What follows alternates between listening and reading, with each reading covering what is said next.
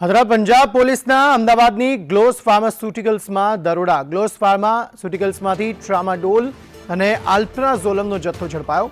Tramadol cancer અને કમરના દુખાવો દૂર કરવા માટે ઉપયોગી થાય છે, ત્યારે ટ્રામાડોલ જે દવા છે તે અફીણ બનાવવા માટે પણ તેનો ઉપયોગ થાય છે. ટ્રામાડોલનું સેવન કર્યા બાદ અફીણ જેટલો નશો રહે છે.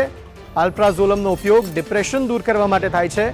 ઊંઘ ન આવતી હોય તેને પ્રિસ્ક્રિપ્શન બાદ આલ્પ્રાઝોલમ અપાય છે. બંને દવાઓ ડોક્ટરે પ્રિસ્ક્રિપ્શન વગર મળી શકે નહીં. વધુ પ્રમાણમાં દવા લેવાથી જીવનું જોખમ પણ રહે છે. આ અંગે વધુ માહિતી સાથે સંવાદદાતા નિકુલ પટેલ જોડાઈ ગયા છે. નિકુલ, જણાવશો શું વધુ વિગતો આ સમગ્ર મામલે?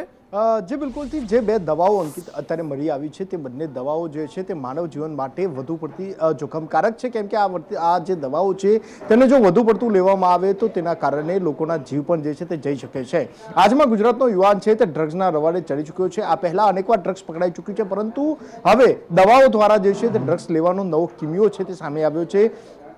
જે પંજાબ પોલીસે અમદાવાદની અંદર દરોડા કર્યા હતા અને જે જથ્થો દવાઓનો ઝડપાયો છે તેની અંદર બે પ્રકારની જે દવાઓ છે તે પકડાઈ છે, જેમાં એક છે જે દવા છે ટ્રામાડોલ, કે તેનો ઉપયોગ છે તે વધુ પડતો જે દુખાવો હોય, કેન્સરનો દુખાવો હોય કે પછી કમરનો દુખાવો હોય, વધુ પડતા દુખાવાની અંદર આ દવાઓનો જે છે તે ઉપયોગ થતો હતો ને આ બંને દવા લેવાના કારણે વધુ પડતી જે ઊંઘ છે તે આવતી હતી. આ દવા કોઈ પણ વ્યક્તિ લે તો તે જે છે તે સીધો નશો કર્યો હોય તેટલી અસર છે તે તેનાની અંદર જોવા મળતી હતી, કેમ કે ટ્રામાડોલ જે દવા છે તેને અફીણની અંદરથી જે છે તે બનાવવામાં આવે છે. જ્યારે આલ્પ્રાઝોલમ જે છે તે દવાનો ઉપયોગ પણ જે છે તે મહદ અંશે ન કરવો જોઈએ. આ બંને દવા લેતા પહેલા ડોક્ટરનું પ્રિસ્ક્રિપ્શન જરૂરી છે. જો વધુ પ્રમાણમાં આ દવાઓ લેવામાં આવે તો જીવનું પણ જે છે તે જોખમ રહેલું છે. મહત્વની વાત છે કે આપણે પહેલા પણ જોયું છે કે ગુજરાતમાં ડ્રગ્સ અને નશો કરવા માટે કફ સિરપ સહિતની દવાઓનો ઉપયોગ થતો હતો, પરંતુ હવે અફીણમાંથી બનતી આ ટ્રામાડોલ જેવી જે દવાઓ છે તેનો ઉપયોગ છે તે હવે થવા લાગ્યો છે, જેના કારણે જે યુવાનો છે તે બરબાદ થઈ રહ્યા છે. મહત્વની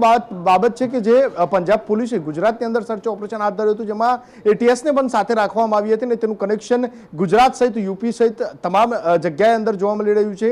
આ કંપની અમદાવાદની અંદર હતી ને અમદાવાદની અંદર જ આ પ્રકારના જે ડ્રગ્સ છે તે બનતા હતા અને ત્યારબાદ આને અલગ અલગ રાજ્યોની અંદર સપ્લાય કરવામાં આવતા હતા.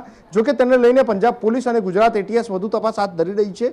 મહત્વની બાબત છે કે આ પ્રકારની દવાઓ જો વધુ પ્રમાણમાં લેવામાં આવે તો જીવ પણ જઈ શકે છે. આ દવા લીધા બાદ લોકોને સીધો તેનો નશો થતો હોય તેવું લાગે છે અને તેઓ ગહેરી જે ઊંઘ છે તે પણ અનુભવતા હોય છે. જો કે વધુ પડતા ડિપ્રેશનમાં રહેતા લોકો પણ જે છે તે આ પ્રકારની દવાનો વધુ ઉપયોગ કરતા હોય છે. જી, આભાર સમગ્ર માહિતી આપવા માટે નિકુલ.